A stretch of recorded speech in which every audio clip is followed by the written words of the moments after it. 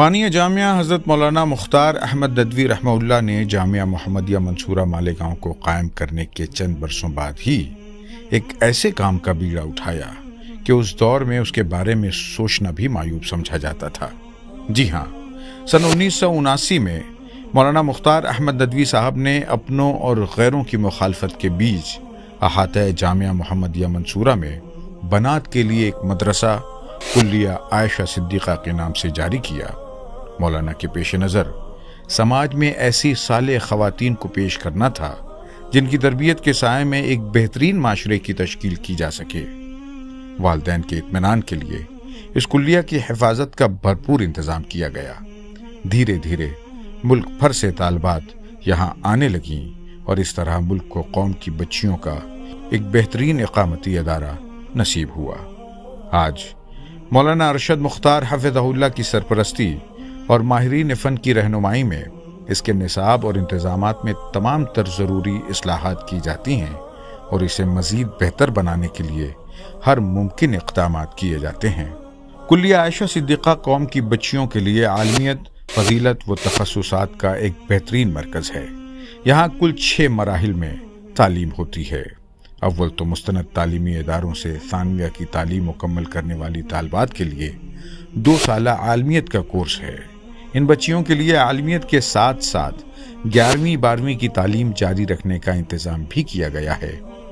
عالمیت کی تکمیل کے بعد فضیلت کے لیے 2 سالہ کورس ہے۔ فضیلت سے فارغ طالبات کے لیے دعویٰ و تدریس کے لیے 1 سالہ تخصص کا تربیتی کورس ہے۔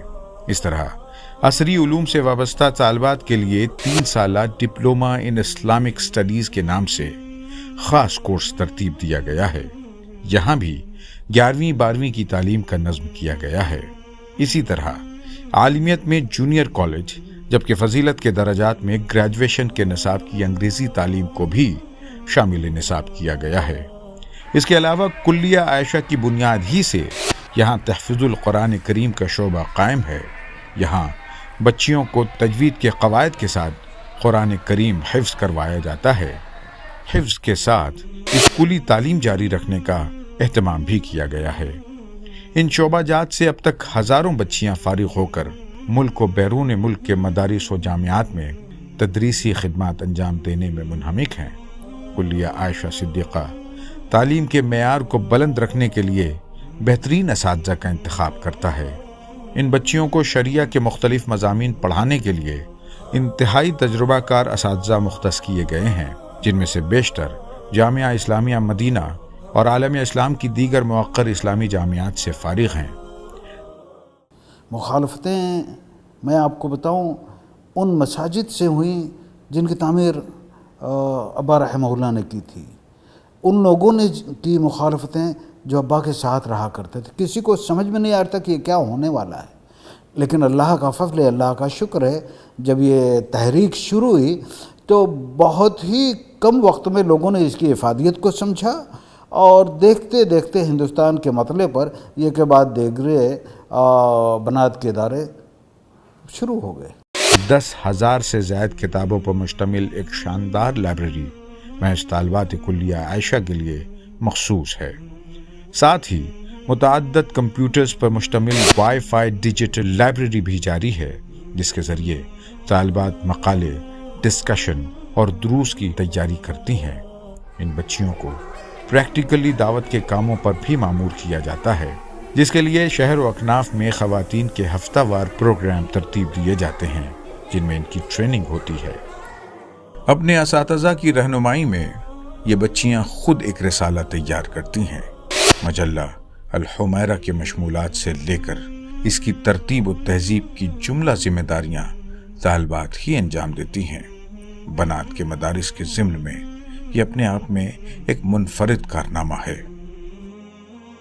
جامعہ کا مقصد ان بچیوں کو محض عالمہ بنانا نہیں ہے، اسی لیے انہیں ایسے تمام ہنر سے آراستہ کیا جاتا ہے جو انہیں ایک عالمہ کے ساتھ امور خانہ داری کا ماہر بھی بنا سکے۔ اس کام کے لیے باقاعدہ تربیت یافتہ ٹرینرز کی مدد سے انہیں بنیادی سلائی کڑھائی کے ساتھ ڈریس ڈیزائننگ بھی سکھائی جاتی ہے۔ یہ ہنر انہیں مستقبل میں خود کفیل بنانے میں بھی معاون ہوتے ہیں۔ اس کے علاوہ पकवान सिखाने के लिए बाकायदा एक वसी किचन बनाया गया है। इन क्लासेस में बच्चियों की दिलचस्पी अरूज पर होती है। ये उनके लिए तरबियत के साथ तफरीह का सामान भी मुहैया करती हैं। जामिया ने हालिया दिनों में इन बच्चियों की रिहाइश के इंतजामात में ज़बरदस्त तब्दीलियां की हैं। नई कुशादा इमारत के वसी कमरों में उम्दा बेड उन्हें स्पेशल फील कराते हैं।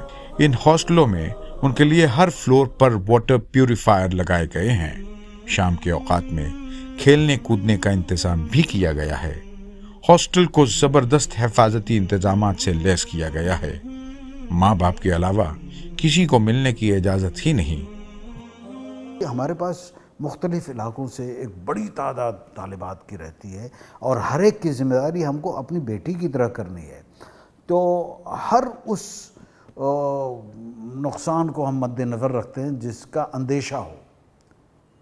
तो इसलिए हमने उस लिहाज से एक हिफाजत का बहुत अच्छा इंतज़ाम कर रखा है। दूसरे मैं आपको बताऊं कि असातिज़ा के इंतखाब में भी ये हमारे बहुत ज़्यादा मद्देनज़र रहता है कि हम किस उम्र के उस्ताद को अंदर भेजें। कुल्लिया के कैंपस में एक कैंटीन और जनरल स्टोर भी कायम है। बच्चियों को मोबाइल फ़ोन रखने की इजाज़त तो नहीं, लेकिन मखसूस औकात में ज़िम्मेदारान की निगरानी में उनके वालिदैन से बात करने की सहूलत फराहम की जाती है।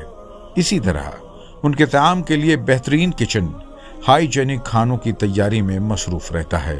वसी और शानदार डाइनिंग हॉल में उन्हें तीनों वक्त खाना सर्व किया जाता है।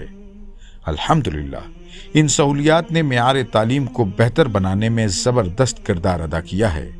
अपने क़याम के 45 बरस बाद आज भी इसका कामयाबी से जारी रहना इस बात की वाज़ेह दलील है कि मौलाना मुख्तार अहमद नदवी रहमहुल्लाह का फ़ैसला कौम के लिए कितना मुफीद साबित हो रहा है।